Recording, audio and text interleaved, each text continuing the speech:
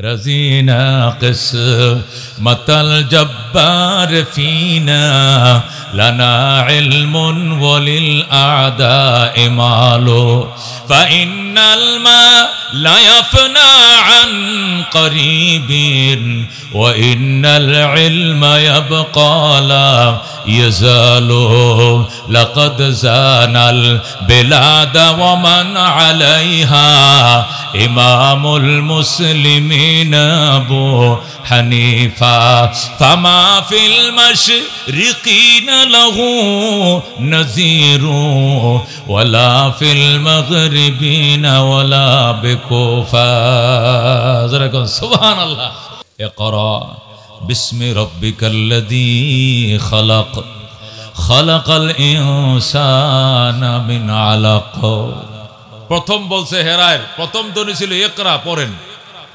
রাসূল বলে পড়তে পারি না আবার বুকে চাপ দিয়ে বলে আবার পড়েন নবী কো আমি পারি না আবার চাপ দিছে পড়েন কো পারি না আবার চাপ দিয়ে কো ওই রবের নামে পড়েন যিনি বানাইছে দিল খুলে গেছে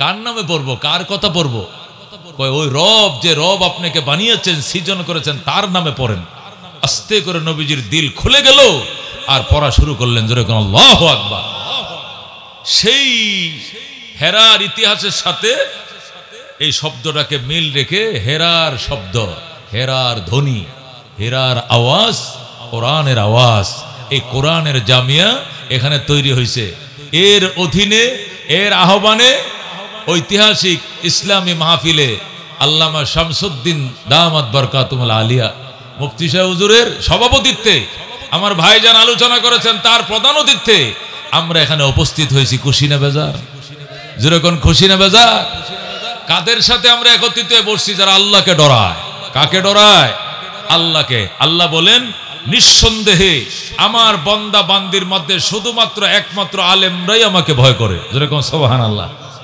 যদি কোন হুজুর আলেমরা ভয় করে আমি তো আলেম না তা আমি যে 3 লাখ টাকা খরচ করে হজ করে আইলাম উমরা করে আইলাম 10,000 টাকা মাদ্রাসা দান করছি আজকে এশার নামাজ জামাতে পড়ছি আমি কুরবানি গেছি এই থেকে 1.5 লাখ টাকাতে কুরবানি আমি কার ভয় দিলাম হুজুররা শুধু আল্লাহকে ভয় করে আমরা কি আল্লাহকে ভয় করি না কথা কোন ঠিক কি না তা আল্লাহ তো বলেন ইন্নামা ইয়াখশাল্লাহা মিন ইবাদিহিল উলামা নিঃসন্দেহে আল্লাহকে শুধুমাত্র একমাত্র তার বান্দা বান্দির মধ্যে হতে উলামারাই ভয় করে যেরকম সুবহানাল্লাহ তা আল্লাহ কি কথা ভুল বলেছেন না সঠিক বলেছেন সঠিক বলেছেন তাহলে আমাদের প্রশ্নের উত্তর পাবো কোথায় তাহলে আমরা কোন দুঃখে আল্লাহকে ভয় করি আমরা কোন দুঃখে নামাজ পড়ি উলামারাই শুধু ভয় করে তাহলে আমরা কি করি আমরা তো উলামা না এদেশের 18 কোটি মানুষের মধ্যে মাত্র 85 লক্ষ আলেম কয়শো লক্ষ আলেম 1 কোটিও না কোন 18 কোটি মানুষ আছে এই দেশে তার মধ্যে আলেম কত আছে 85 লক্ষ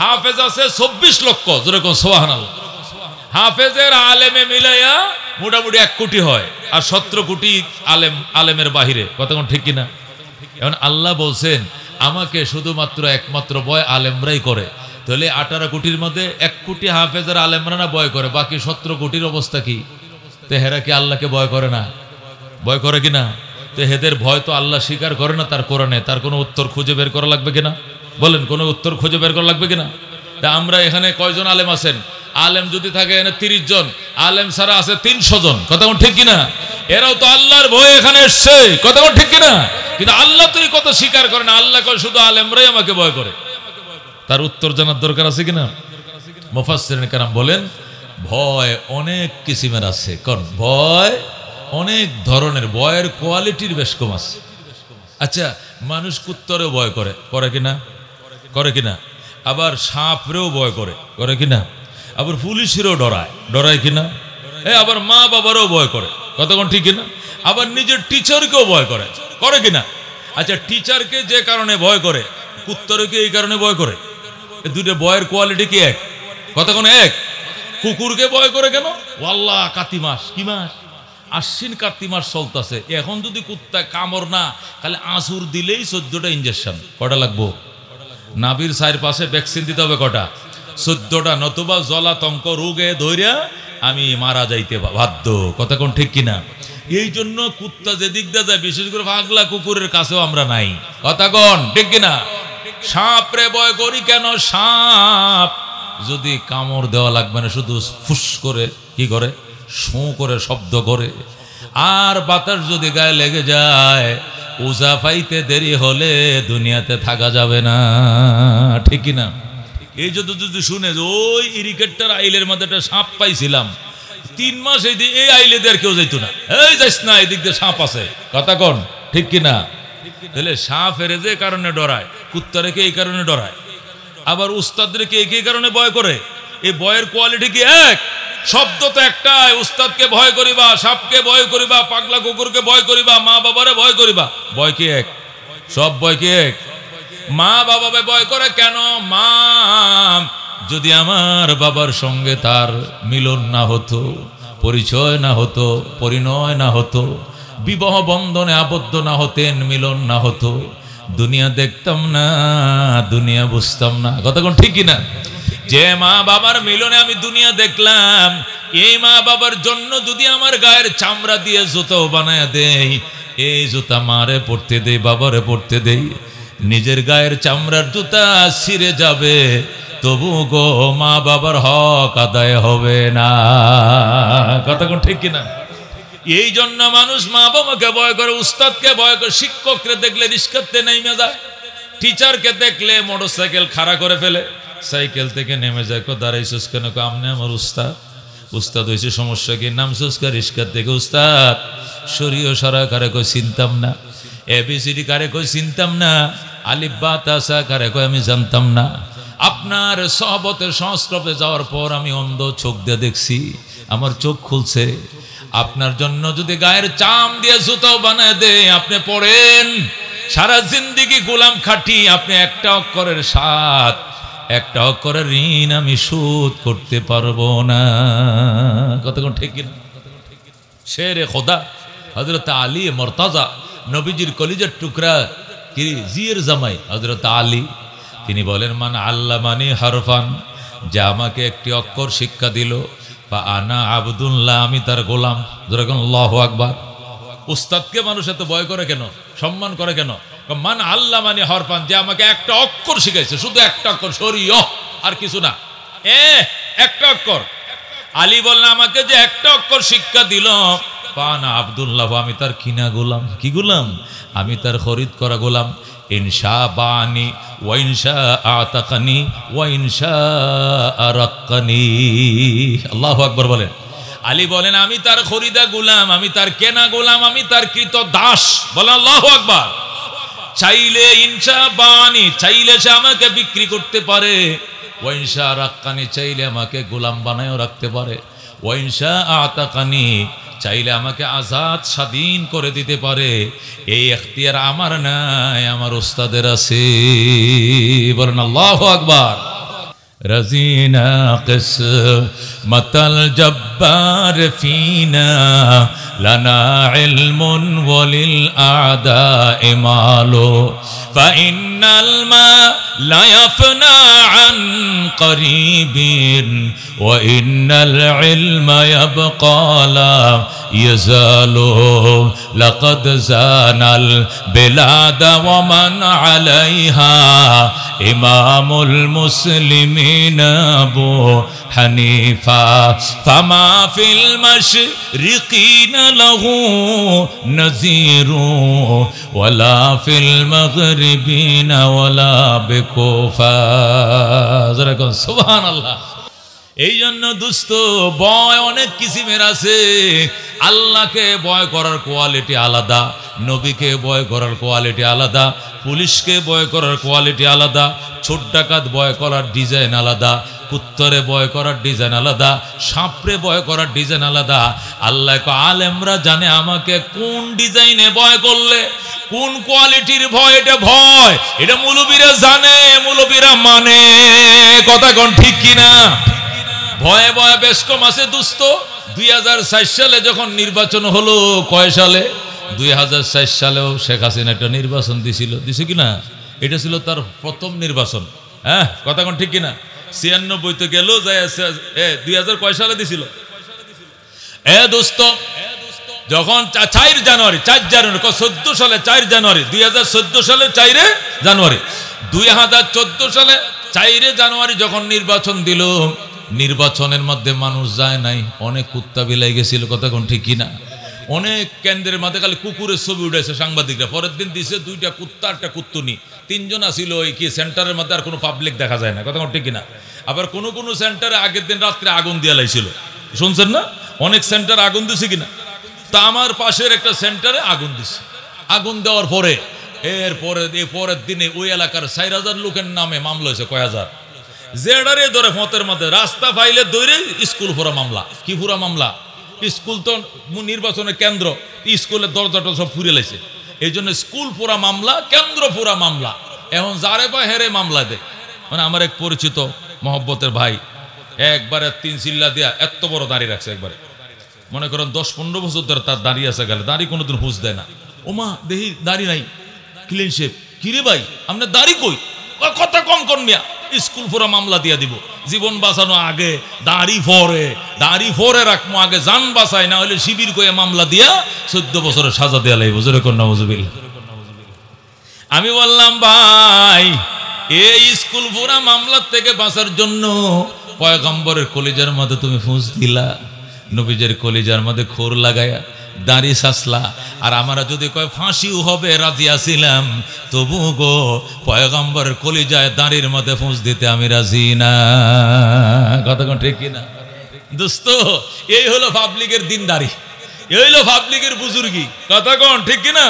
বাস এই আসি এই নাই, বেদ গড়া তোর গাইডা নাই, ওই যে আগে মুরব্বীরা আছে কি শিল্লুক গাইতো, এই আছে এই নাই, বেদ গড়তে গাইডা, এটা কি কয়টা জিলকি, এটা কি বিজলি, এই যে আছে আলো পরে আবার অন্ধকার, কথা ঠিক কিনা? এ পাবলিকের দিনদারি এই আছে এই নাই, বেদ গড়ায় গাই নাই, মানে এই দাড়ি আছে এই দাড়ি নাই, এই একটু রাখছি আবার এই ক্লিন শেপ, কথা কোন ঠিক কিনা? এই দিনদারি আর মৌলবীদের দিনদারি, মৌলবীরা রাত্রে ঘুমাইবে আর তুমি তাহাজ্জুদ পড়বে, তার ঘুম আর তোমার তাহাজ্জুদের সমান, কথা কোন ঠিক কিনা? একে বলে আলেম।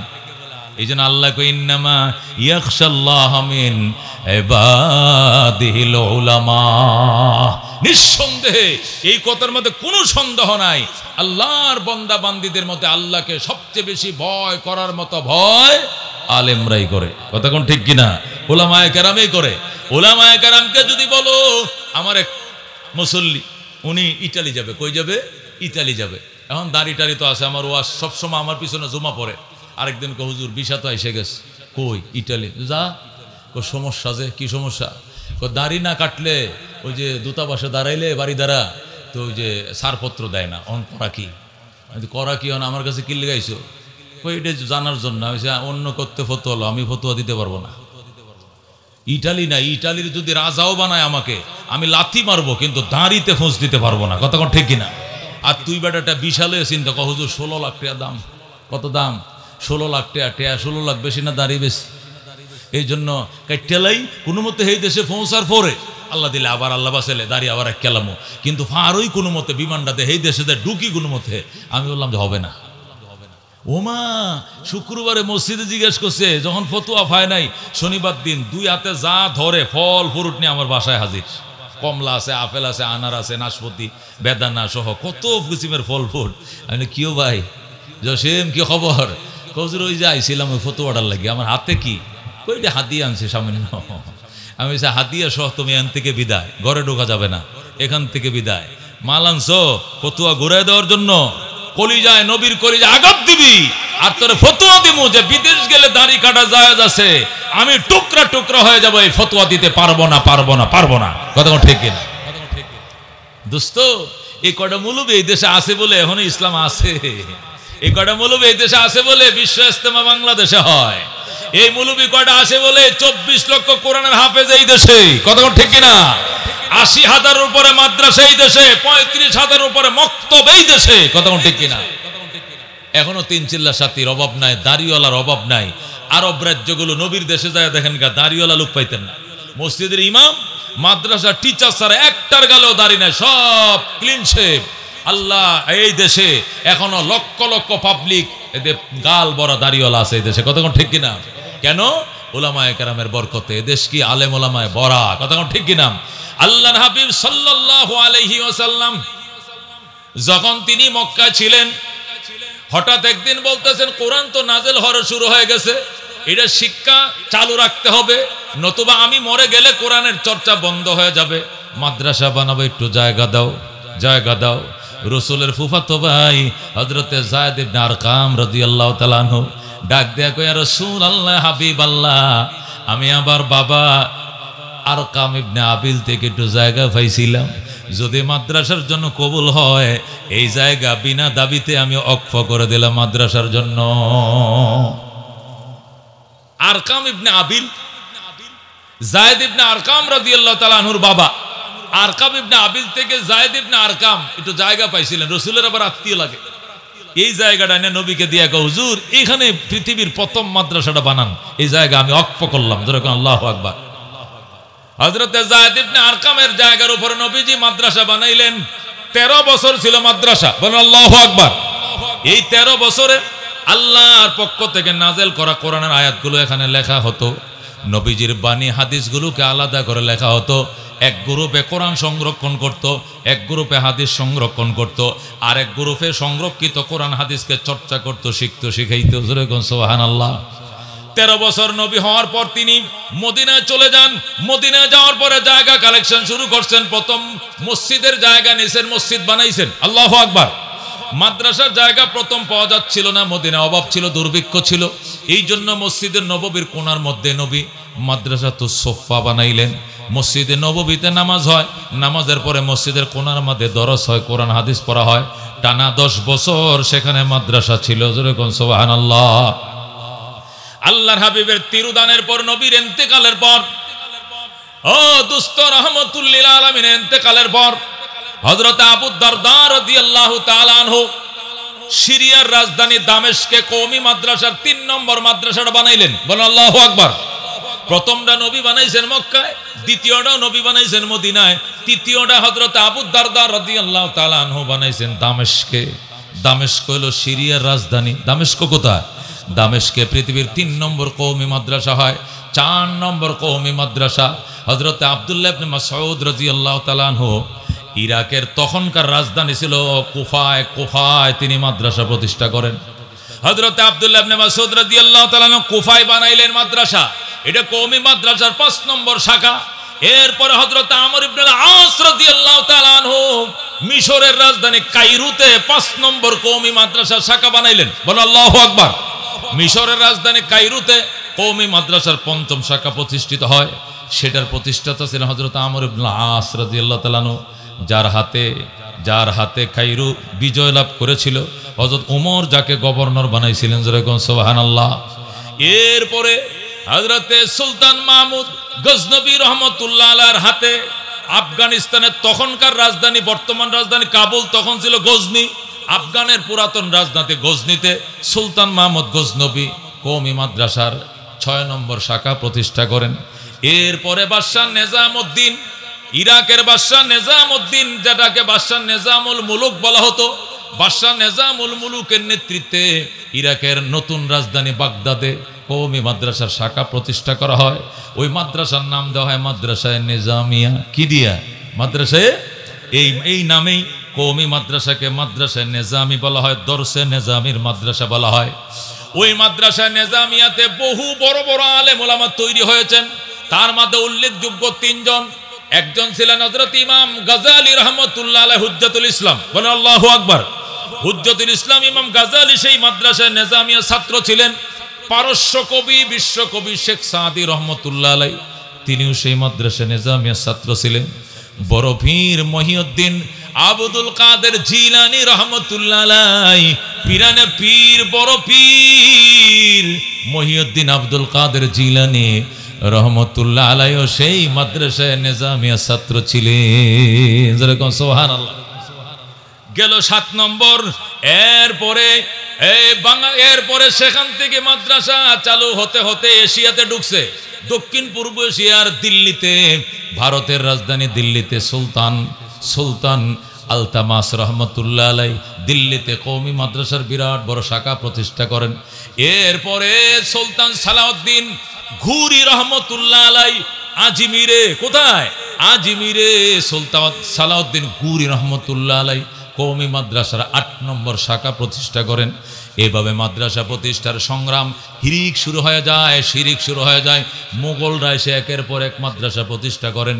শুধু বাংলা ভাষায় কথা বলে যে এলাকার মানুষ, বাংলাদেশ কলকাতা এবং উড়িষ্যা আসাম, আসাম কলকাতা বাংলা, যে এলাকার মানুষ বাংলায় কথা বলে, শুধু এই এলাকার মধ্যে ৮০,০০০ কওমি মাদ্রাসা ছিল। যেরকম সুবহানাল্লাহ। সেই কওমি মাদ্রাসার প্রতিষ্ঠাতা ছিলেন নবী আলাইহিস সালাতু ওয়াস সালাম। এই মাদ্রাসা হইতে হইতে হইতে শুধু বাংলা, যে মানুষ বাংলা ভাষায় কথা বলে সেই এলাকার মধ্যে ছিল ৮০,০০০ মাদ্রাসা। এরপরে বাদশাহ শাহজাহান যখন ক্ষমতায়, ওই সময় ব্রিটিশ বেনিয়া লাল কোকরের দলেরা ইস্ট ইন্ডিয়ান কোম্পানির নাম দিয়া ১৭০১ খ্রিস্টাব্দে ভারতবর্ষে তারা আসে ব্যবসা করার নামে। ব্যবসার নাম দেয়া ইস্ট ইন্ডিয়ান কোম্পানি যখন ঢুকছে ভারতে, ঢুইকিয়া বাদশাহ শাহজাহানকে ম্যানেজ করে তারা ব্যবসার নাম দিয়ে এখানে ঢুকছে। ঢুইকিয়াই অল্প কিছুদিনের ভিতরে তারা ক্ষমতায় বসে গেছে। ক্ষমতায় বসার সাথে সাথে সমস্ত মসজিদ মাদ্রাসা ব্যঙ্গে চুরমার করে দেয়। জোরে কোন নাউজুবিল্লাহ। ব্রিটিশরা ক্ষমতায় বসার সাথে সাথেই মুসলমান নেতাদেরকে বন্দী করে, মুসলমান নেতাদেরকে বিভিন্ন দ্বীপের মধ্যে নির্বাসনে দেয়, উলামায়ে কেরামকে ফাঁসিতে ঝুলায়, হাজার হাজার লাখ লাখ আলেমকে তারা ফাঁসিতে ঝুলায়, সমস্ত মসজিদ মাদ্রাসা ভেঙ্গে দেয়, সমস্ত মসজিদ মাদ্রাসার অক্রিয় সম্পত্তিগুলোকে বাজেয়াপ্ত করে। মসজিদ মাদ্রাসার অক্রিয় সম্পত্তিগুলোকে বাজেয়াপ্ত করার পর যখন মুসলমান ফুঁসে উঠল, মুসলমান আন্দোলন সংগ্রামে ঝাঁপিয়ে পড়ল। আন্দোলনে ঝাঁপিয়ে পড়ার পর ১৭৮১ খ্রিস্টাব্দে, কত খ্রিস্টাব্দে? ১৭৮১ খ্রিস্টাব্দে সুলতান মাওলানা মাজদুদ্দিন রহমতুল্লাহ আলাই যখন সংগ্রাম শুরু করলেন আর বললেন, বেঈমানের দল, আমাদের লক্ষ লক্ষ মসজিদ মাদ্রাসা শহীদ করেছ, ভেঙ্গে দিয়েছ, তোমাদেরকে আমরা এই দেশে থাকতে দেব না, বঙ্গোপসাগর ছাড়া তোমাদের পলানোর কোনো জায়গা নাই। যখন মাওলানা মাজদুদ্দিন রহমতুল্লাহ আলাই সংগ্রাম ঘোষণা করলেন, উলামায়ে কেরাম যখন সংগ্রাম শুরু করে দিল, তখন মুসলমানদেরকে সান্ত্বনা দেওয়ার জন্য কলকাতা আলিয়া মাদ্রাসা প্রতিষ্ঠা করলো। যেরকম নাউজুবিল্লাহ। কলকাতা আলিয়া মাদ্রাসা প্রতিষ্ঠা করে বলতেছে, লক্ষ লক্ষ মসজিদ মাদ্রাসা ভাঙছি, এর বিনিময়ে তোমাদেরকে একটা মাদ্রাসা দিছি। কলকাতা আলিয়া মাদ্রাসার জমিও দিছে কারা? খ্রিস্টানরা। প্রিন্সিপালও খ্রিস্টান, জমিদাতাও খ্রিস্টান, বিল্ডিং বানাইছে খ্রিস্টান, সিলেবাস নির্ধারিত করছে খ্রিস্টান, পড়াইছে খ্রিস্টান। এইভাবে শুধু একটা প্রিন্সিপাল নয়, প্রথম তো ছিল লর্ড ওয়ারেন হিস্টং ছিল প্রথম প্রিন্সিপাল, এরপরে আরো 25টা প্রিন্সিপাল ছিল, সব ছিল খ্রিস্টান। 200 বছর তারা শাসন করছে। এ 200 বছরই খ্রিস্টান শাসক ছিল, খ্রিস্টান প্রিন্সিপাল ছিল কলকাতা আলিয়ার। এখন বুঝেন, এই আলিয়া মাদ্রাসা কি ইসলামের জন্য করছিল না ইসলামের গোড়া কাটার জন্য করছিল? যে মাদ্রাসার প্রিন্সিপাল হয় খ্রিস্টান, যে মাদ্রাসার জমিদাতা হয় খ্রিস্টান, যে মাদ্রাসার অনুমোদন দেয় খ্রিস্টান, যে মাদ্রাসার সিলেবাস প্রণয়ন করে খ্রিস্টান, যে মাদ্রাসার প্রিন্সিপাল হয় খ্রিস্টান, যে মাদ্রাসার টানা 25টা প্রিন্সিপাল খ্রিস্টান ছিল, এই মাদ্রাসা কি আমাদের ইসলামের পক্ষের জন্য বানাইছে না বুঝ দেওয়ার জন্য, সান্ত্বনার জন্য বানাইছে? যখন সান্ত্বনার জন্য বানাইছে আর দেখছে সিলেবাসগুলো কাটছিট সিলেবাস, জিহাদের আয়াতগুলো পড়ানো হয় না, যুদ্ধের আয়াত পড়ানো হয় না, প্রতিবাদের আয়াত পড়ানো হয় না, হজ যাকাতের আয়াত পড়ানো হয় না, ময়দানে শত্রুর বিরুদ্ধে যুদ্ধ করার আয়াতগুলো পড়ানো হয় না, শুধু মিডিয়া আয়াতগুলোকে পড়ানো হয়। তখন উলামায়ে কেরাম ফুঁসে উঠলেন। উলামায়ে কেরামের চাপ সইতে না পেরে, আল্লাহু আকবার, এক পর্যায়ে তারা লেজ গোটাইতে বাধ্য হলো। 1866 খ্রিস্টাব্দে হযরতে কাসেম নানুতুবি রহমতুল্লাহ আলাইহি সহ একদল উলামায়ে কেরাম দেওবন্দ মাদ্রাসা প্রতিষ্ঠা করলেন। সারা দিন পর্যন্ত কোন জায়গাটা নির্ধারণ করা যায়? বাংলাদেশের জায়গা দেখছেন, কলকাতায় জায়গা দেখছেন, সিলেটে জায়গা দেখছেন, বিভিন্ন জায়গায় পাকিস্তানের জায়গা দেখছেন, শেষ পর্যন্ত জায়গা দেখছেন ইউপিতে, উত্তরপ্রদেশে সাহারানপুর জেলার দেওবন্দ নামক জায়গা দেখার পর তাদের কাছে বেশি মনে হয়েছে ওই জায়গাটা ভালো হবে। তারা রাত্রে জায়গা দেখে 4-5 জন মুরব্বী রাত্রে ঘুমাইছে, ঘুমের মধ্যে স্বপ্ন দেখে আল্লাহ নবী আইছেন, হাতের লাঠি ছিল নবীর। আয়া কয়, এই তোরা ঘুম থেকে উঠ, আমার সঙ্গে আয়, আমি লাঠি দিয়া দাগ দিয়া দিতেছি, সকালে উঠে যেখানে দাগ পাবি এটাকে মাদ্রাসার বাউন্ডারি বানাবি। জোরে কোন সুবহানাল্লাহ। আল্লাহ নবী সাল্লাল্লাহু আলাইহি সাল্লাম স্বপ্ন যুগে কাসেম নানুতুবি রাহমাতুল্লাহ আলাইহি সহ একদল বুজুর্গানে দিন যারা মাসের পর মাস অবিরাম পরিশ্রম করছিলেন মাদ্রাসা প্রতিষ্ঠা করবেন। কোথায় প্রতিষ্ঠা করবেন, কতটুকু জায়গায় প্রতিষ্ঠা করবেন, এরিয়াটা কত হবে, কি পরিমাণ হবে, আল্লাহ নবী নিজে রাত্রিবেলা লাঠি দেয়া দাগ দিছে। তারা স্বপ্ন দেখছে, সকালবেলা ঘুম থেকে উঠে দেখে আলু ক্ষেতের মাঝে যেরকম আলু রোয়ার আগে লাঙ্গল দিয়ে টান দিলে দাগ পড়ে যায়, পয়গম্বরের লাঠির দাগ এইরকম মাটি খুই দেয়া দাগ হয়ে গেছে। যেরকম আল্লাহু আকবার। রজিনা কিসমাতাল জব্বার ফিনা লানা ইলমুন ওয়ালিল আদাই মালু ফাইনাল মা লা ইয়াফনা আন করিবিন ওয়া ইন্নাল ইলমা ইয়াবকা লা ইয়াজালু। এই যে মাদ্রাসা দেওবন্দ মাদ্রাসা 1866 তে হওয়ার পর আল্লাহু আকবার 1900 শুরু হওয়ার আগেই বেঈমানরা পলাইছে। বেঈমানরা কুত্তার দল পলাইছে, লাল কুত্তার বাহিনী পলাইছে। পলাইতে পলাইতে বাংলাদেশ ব্রিটিশ শাসন মুক্ত হইছে। এই মাদ্রাসা প্রতিষ্ঠা করার 1 নম্বর উদ্দেশ্য ছিল ব্রিটিশকে দেওয়া আন্দোলন সফল করা। কথা কোন ঠিক কিনা? সেই দেওবন্দ মাদ্রাসার থেকে লেখাপড়া করে বাংলাদেশে হাটাজারি মাদ্রাসা হয়েছে, হাটাজারির থেকে জিরি হয়েছে, জিরির থেকে পটিয়া হয়েছে, পটিয়ার থেকে নানুপুর হয়েছে। এইভাবে হইতে হইতে বাংলাদেশে লালবাগ হয়েছে, ফরিদাবাদ হয়েছে, মালিবাগ হয়েছে, চৌধুরীপাড়া হয়েছে, হইতে হইতে আপনাদের জামিয়া হুসাইনিয়া হয়েছে, চামড়া গোদাম মাদ্রাসা হয়েছে, শেরপুর তেরা বাজার হয়েছে, ময়মনসিংহের বালিয়া মাদ্রাসা হয়েছে, ইসলামিয়া মাদ্রাসা হয়েছে। ও দুস্থ হইতে হইতে বাংলাদেশে লক্ষ লক্ষ মাদ্রাসা হয়েছে। বর্তমানে বাংলাদেশে 80,000-এর উপরে মাদ্রাসা, 85 লক্ষের উপরে আলেম, 24 লক্ষের উপরে কোরআনের হাফেজ। রেকন সুবহানাল্লাহ। এ দুস্থ নিজের ছেলেকে আলেম বানাইছো, বিএ পাস করাইছো, এমএ পাস করাইছো, ছেলে তাকে ঢাকা শহরে, তুমি তাকে গ্রামে। মৃত্যুর সংবাদ শুনে বলবে এলাকাবাসী দাফন করে ফেলেন, আমার ছুটি নাই, আসতে পারবো না। এই দেশে বহু উচ্চ শিক্ষিতর মা বাবা ঢাকা শহরে গাজীপুরে বৃদ্ধাশ্রমে থাকে, বৃদ্ধাশ্রমে থাকে। লেখা আছে প্রবীণদের জীবনের শেষ ঠিকানা, লেখা আছে প্রবীণদের জীবনের শেষ ঠিকানা। যে সমস্ত সন্তানরা মা বাবারে বাদ দেয় না, এই মা বাবাদেরকে আমাদের কাছে নিয়ে আসেন, আমরা বিদেশি সংস্থা দিয়ে আপনার মা বাপরে ফাইলে দিমু। যেরকম নাউজুবিল্লাহ। তারা আপ টু ডেট সন্তান বানাইছেন, যারা আপ টু ডেট সন্তান বানাইছেন, অত্যন্ত দামি ছেলে বানাইছেন, দামি দামি ঘুষ খাওয়া শিখাইছেন, দামি দামি ক্লিন শেপ করা শিখাইছেন। ওই সমস্ত দামি উচ্চ শিক্ষিত ছেলেরা, পুলিশ অফিসারের মারা বাবারা, বড় বড় অফিসারদের মা বাবারা ওই বৃদ্ধাশ্রমে থাকে। যেরকম নাউজুবিল্লাহ।